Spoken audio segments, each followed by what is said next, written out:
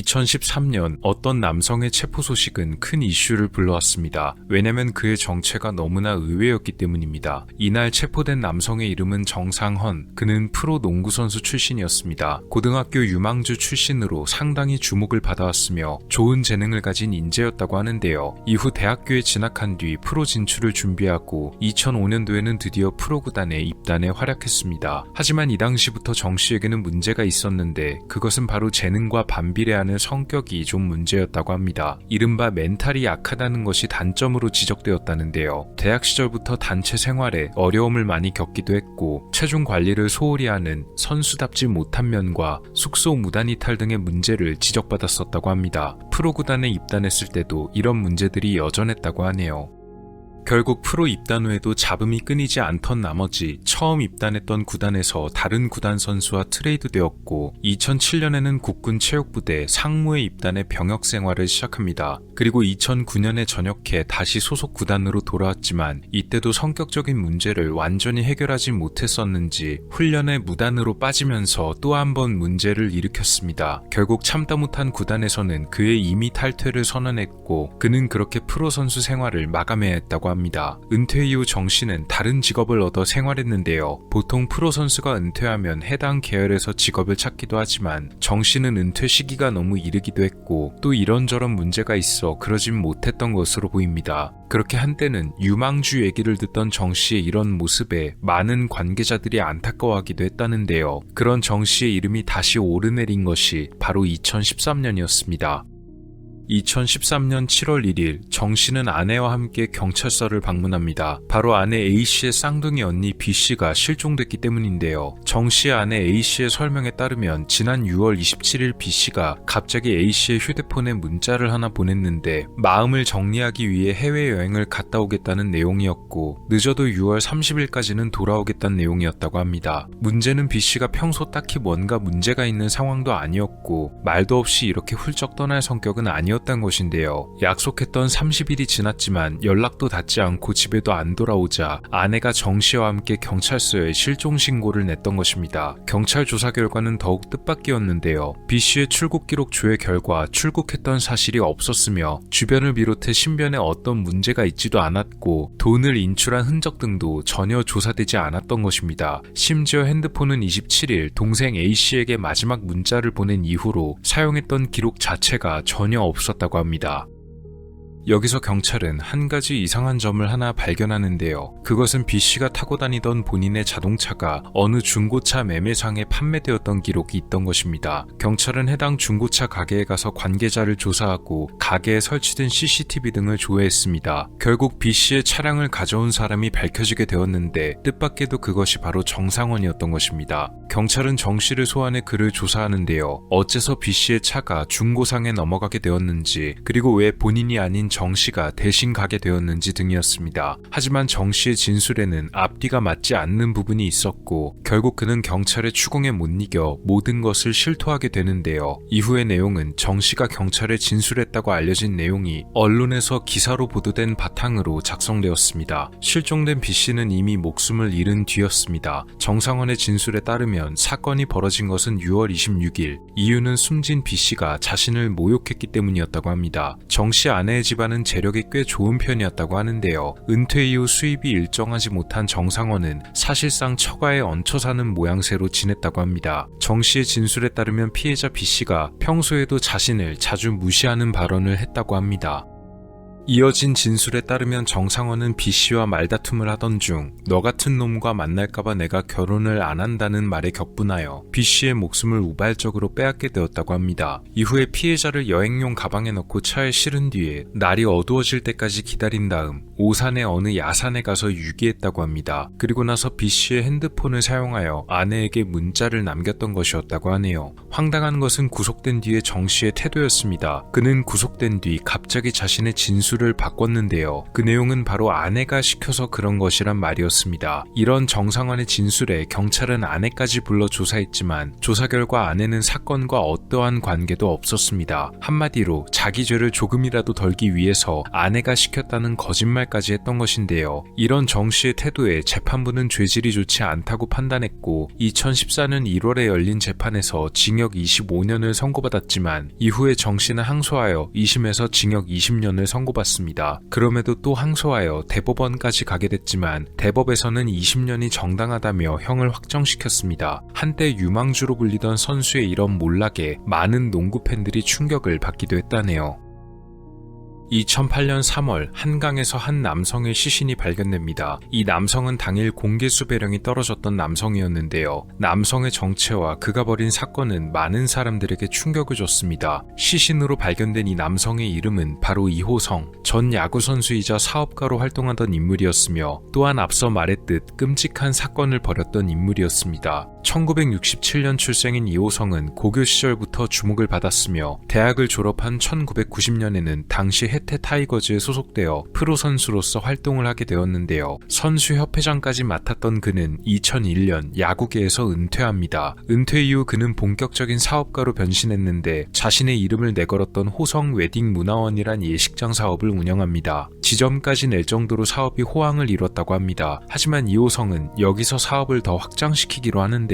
그가 손댄 사업은 바로 실내 스크린 경마장이었다고 합니다. 하지만 경마장 사업을 허가받고 운영하는 것에 상당한 거액의 비용이 필요했다고 하는데요. 당장 큰 목돈을 어디서 구하기 어려웠던 이 씨는 가족에게서도 돈을 빌리고 은행을 통해 대출을 하면서 수십억의 돈을 겨우 마련했다고 합니다. 그러나 예상치 못한 문제가 생기게 되었는데 지역 주민들의 반발로 스크린 경마 사업이 무산되었던 것입니다.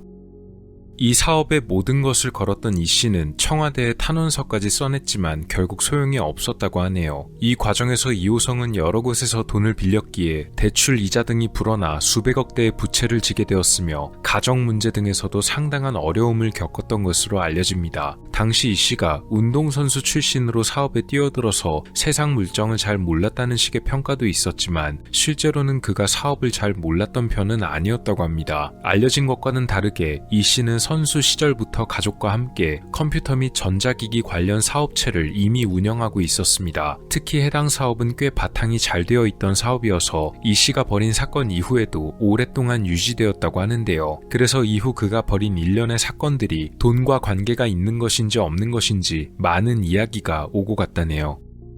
2008년 2월 26일 마포구에 살던 모 일가족의 아파트에 경찰이 한 남성과 함께 방문합니다. 이곳은 엄마 A씨와 그녀의 세 딸들 합해서 총 4명의 모녀가 살던 곳이었고 경찰과 함께 방문한 남성은 이들의 외삼촌이었습니다. 하도 연락이 닿지 않아 경찰과 함께 집을 방문했지만 안에서는 인기척이 전혀 없었다고 하는데요. 방문 일주일 뒤에도 아무런 연락이 없자 외삼촌은 3월 3일 경찰과 함께 모녀의 집안으로 들어갑니다. 경찰은 집에서 수상한 흔적을 하나 찾아냈습니다. 집안에서 혈액 반응이 나타났는데 누군가 그걸 잉크 등으로 지우려 시도한 흔적이었습니다. 경찰은 아파트 현관의 CCTV 등을 통해 모녀를 추적했고 무려 한 달 전에 이들의 모습이 마지막으로 기록되어 있었습니다. 또한 이들이 마지막으로 기록된 CCTV의 녹화 당일날 수상한 남성 한 명도 포착이 되었는데요. 모자를 푹 눌러 쓴 남성이 입구와 집을 왔다 갔다 하면서 큰 가방을 여러 차례 옮기는 모습이 잡혔던 것입니다. 경찰에서는 남자의 모습이 잡힌 화면을 가지고 실종된 모녀의 주변인에게 혹시 이 사람을 아는지 조사했는데요. 모녀의 엄마 A씨가 운영하던 가게의 직원이 그를 알아봤습니다. 이 모자를 눌러 쓴 남자의 정체가 바로 이호성이었던 것입니다. 좀 더 자세히 탐문 조사를 벌인 결과 이호성과 숨진 A씨는 연인 관계였다고 하며 1년간 교제를 이어오고 있는 중이었다고 하는데요. 주변에서는 두 사람이 곧 결혼할 것이란 얘기도 돌았다고 합니다. 또한 A씨가 은행 여러 군데를 방문하면서 1억이 넘는 돈까지 인출했던 사실도 밝혀지게 되었습니다. 일단 모녀의 실종에 E씨가 어떻게든 개입이 되었을 것이며 그를 유력한 조사 대상으로 삼게 되었습니다. 하지만 E씨 역시도 연락이 닿지 않고 잠적한 상태, 경찰은 휴대폰 위치 추적을 통해 실종된 네 모녀 중 큰딸의 위치가 전남 화순군에서 마지막으로 포착되었음을 파악합니다. 이때까진 이 씨가 가장 유력한 용의자였지만 경찰에선 사건 내용에 관해 함구하고 있었는데요. 한 뉴스를 통해 이호성이 용의자란 것이 보도되면서 이를 본 이 씨가 결국 수사가 좁혀올 것을 예상해 숨진 채 발견되고 수사 자체가 난항에 빠지는 지경에 이르게 됐습니다. 하지만 이 씨가 숨진 채 발견된 3월 10일 당일에 앞서 말한 화순군에서 새로운 제보가 들어오게 되는데요. 바로 이호성의 부탁을 받았던 어느 인부의 제보였습니다. 화순에는 이 씨 아버지의 묘소가 있었는데 이 씨는 인부들을 통해 묘소 근처에 땅을 파달라고 주문했던 것입니다. 그는 이날 인부들과 따로 자기 자동차를 타고 왔는데 차 안에는 정체를 알 수 없는 가방들이 들어있었으며 차 곁에는 누구도 얼씬하지 못하게 했다고 합니다. 바로 그 가방 안에 네 모녀의 시신이 들어있었을 것입니다. 경찰은 화순으로 출동해 이 씨 아버지의 묘를 찾아냈고 실제로 그 근처에 최근 땅을 파낸 듯한 흔적을 발견합니다. 땅을 파내려 가자 정말 그 안에서 여러 개의 가방들이 나왔는데 그 안에서 실종된 네 모녀가 발견되었습니다. 더욱 무서운 것은 이 씨가 가방을 유기한 방법이었는데요. 그는 최대한 가방이 발견되는 것을 막기 위해서 수십 킬로그램이 넘는 큰 돌까지 위에 올려뒀다고 합니다. 결국 이 씨가 숨진 채 발견되고 모녀의 시신이 발견되며 사건은 종결되었지만 석연치 않은 의문점들이 남았습니다. 일단 A씨가 마지막으로 인출했던 1억 7천만 원 중 7천만 원의 행방이 묘연하다는 사실이었는데요. 숨지기 전 이호성은 가족에게 5천만 원을 건네고 또 다른 지인에게 똑같이 5천만 원을 건네면서 5천만 원 중 1천만 원은 해당 지인에게 빌렸던 돈을 갚는 것이고 나머지 4천만 원은 또 다른 내연녀인 B씨에게 건네달라 전했습니다. 그렇게 두 번 합쳐서 총 1억 원을 전달했는데 나머지 7천만 원은 어디로 갔는지 아직도 알 수가 없다고 합니다. 이호성의 사건은 정말 사회적으로 큰 충격을 불러왔는데요. 전직 운동선수가 벌인 사건이었던 점도 있었지만 사건의 그 잔혹함이 워낙 두드러졌던 점이 컸습니다. 마지막 사건은 조금 황당하게 전개된 사건입니다. 비가 아주 많이 내리던 1997년 6월 한 고속도로의 배수로에서 어떤 남성의 시신이 발견됩니다. 남성의 시신은 상태가 무척 좋지 못했는데요. 부검 결과 숨진 지가 굉장히 오래된 상태였으며 누군가 유기하기 전에 불까지 붙였던 것으로 보였습니다. 유전자 감식을 통해 사체의 신원을 파악한 결과 6개월 전부터 행방이 묘연했던 남성 A씨였던 것이 밝혀집니다. 경찰에서는 이 시신의 신원이 파악되자마자 2명의 남녀를 유력한 용의자로 특정했습니다. 그중 한 명은 A씨의 아내였던 유모씨였고 또 다른 한 명은 당시 22살의 주진우란 남성이었습니다. 경찰은 이 두 사람이 바로 A씨의 목숨을 빼앗고 그를 고속도로 배수로에 유기한 용의자였다고 특정지었는데요. 도대체 어떤 사건이 벌어졌던 것일까요? 주진우는 당시 대구시 중구청 소속의 양궁 선수였습니다. 그는 달서구 근처에 있는 합숙소에서 기숙생활을 하고 있었고 유씨는 합숙소 근처에서 슈퍼마켓을 운영하고 있었습니다. 어느 날 우연히 유씨의 가게에 들렀던 주진우는 주인 유씨를 보자마자 반했다고 하는데요. 유씨가 상당히 미인으로 알려져 있었다고 하니 외롭기도 하고 또 혈기왕성한 나이였던 주씨가 그녀에게 첫눈에 반해버리게 된 것입니다. 당시 주진우는 유씨보다 6살이 어렸지만 주씨가 해당 가게를 자주 드나들며 안면을 트게 되고 끝내 두 사람은 비밀스러운 관계로 발전하게 되었다고 합니다. 하지만 비밀은 영원할 수가 없는 법이었는데요. 유씨의 남편 A씨가 두 사람의 관계를 눈치챈 것이었습니다. A씨는 아내에게 부적절한 관계를 끝내야 된다고 말했지만 이미 그녀는 마음이 돌아서버린 상태였다고 하네요. 결국 끝내 합의점을 제대로 찾지 못하게 되자 주진우는 본인이 직접 A씨를 만나 결판을 짓기로 합니다. 1996년 12월 8일 한 포장마차에서 만난 두 사람, 주씨는 여기서 A씨에게 어처구니 없는 제안을 건네는데요. 유씨와 자신이 헤어질 수 없을 정도의 관계가 됐으니 A씨가 유씨를 깨끗이 포기하란 제안이었다고 합니다. 당연히 A씨는 이런 말에 격분했고 두 사람은 포장마차를 나와 인근 공터에서 몸싸움을 벌였습니다. 그런데 이날 결국 사건이 벌어지고야 말았습니다. 서로 흥분한 상태에서 그렇게 싸우던 두 사람 중 주씨가 그만 A씨의 목숨을 빼앗게 된 것이었습니다. 사건을 저지르고 나서야 술이 확 깨버린 주진우는 자수를 할지 어떻게 해야 할지 고민하다가 결국 사건을 은폐하기로 결정하고 A씨의 시신을 차에 싣고 고속도로로 향했습니다. 그가 선택한 곳은 바로 고속도로의 배수로 안을 들여다보는 사람은 없을 것이라 생각한 주씨는 여기서 한 번 더 끔찍한 짓을 저질렀는데요. 했는데요. 기름을 붓고 불까지 붙였던 것입니다. 혹시나 A씨의 시신이 일찍 발견된다고 하더라도 아예 신원을 알아볼 수 없게끔 하려는 의도였습니다. 그렇게 A씨의 시신은 6개월이 지나 발견된 것이었습니다.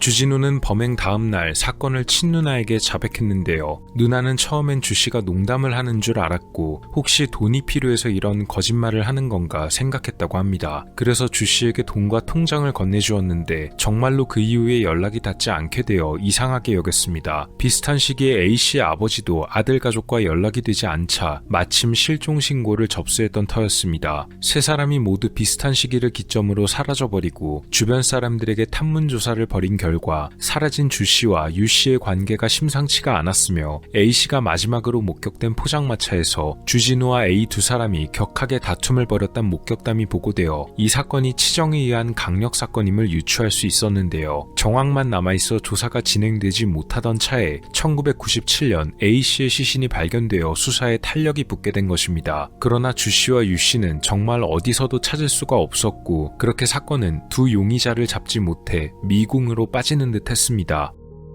많은 시간이 흐른 2016년 뜻밖의 소식이 들려옵니다. 중국 상하이 공안국에 두 남녀가 밀입국을 했다고 자수를 했는데 그 두 사람이 바로 사건의 용의자였던 주씨와 유씨였던 것입니다. 한국에서 잡히지 않던 두 사람이 중국에 있던 것도 놀라웠지만 갑자기 그렇게 돌연 자수를 했던 것도 이해가 안 됐는데요. 왜냐면 두 사람은 분명 도주를 위해 밀항을 했을 텐데 밀입국 사실을 자수하면 남는 것은 추방뿐이어서 다시 한국으로 돌아올 수밖에 없었기 때문입니다. 그렇게 2016년 한국에 돌아온 주진우와 유씨 그리고 이어진 대답이 걸작이었는데요. 시효가 끝났으니 당신들은 우리를 체포할 수 없다였습니다. 말 그대로 시효가 끝났단 말이 틀린 말은 아니긴 했습니다. 왜냐면 1996년 당시 강력범죄의 공소시효는 15년이었는데 이들이 돌아온 것이 2016년이므로 시간이 꽤 지났기 때문이었습니다. 추방 전 중국의 변호사에게 자문까지 구했기에 자기들이 틀릴 리가 없다고 항변했습니다. 그러나 그 말은 맞으면서도 동시에 틀린 말이었습니다. 두 사람 그리고 이들에게 자문해준 변호사가 몰랐던 사실이 있는데 그것은 강력범죄를 저지르고 해외로 도피하면 시효가 정지된다였습니다. 그러니까 이들의 행방이 묘연해진 뒤에 밀입국 기간 동안 시효가 완전히 정지된 것이었습니다. 아마 중국에는 이런 특수한 조건이 없었기 때문에 자문을 구했던 변호사 역시 이걸 몰랐던 것으로 보였는데요.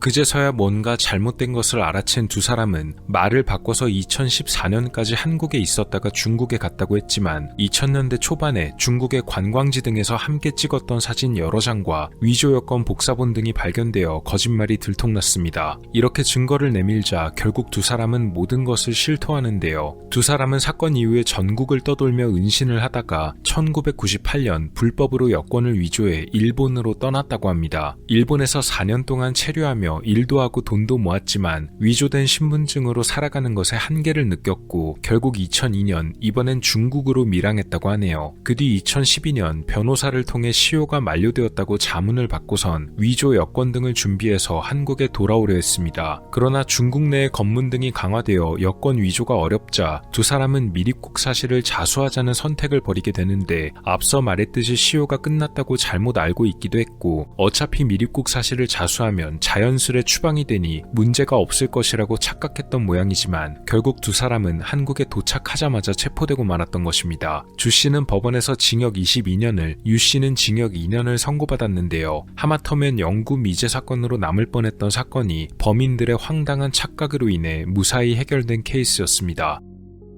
한때는 운동으로 이름을 알리거나 유망주였던 선수들이 이런 좋지 못한 이야기와 함께 등장하게 되면 선수를 알던 사람이나 관계자들은 놀랄 수밖에 없을 듯합니다. 또한 예전의 좋은 모습을 기억하던 팬들도 안타까움과 실망감을 숨길 수가 없을 듯하네요. 한국의 기괴 사건, 한순간의 잘못된 선택으로 인해 범죄자가 되어버린 운동선수들에 관한 이야기였습니다. 오늘 미스터리 어떠셨나요? 영상을 재밌게 보셨다면 채널에 방문하셔서 더 많은 영상을 시청해보세요. 미스터리 큐브였습니다. 감사합니다.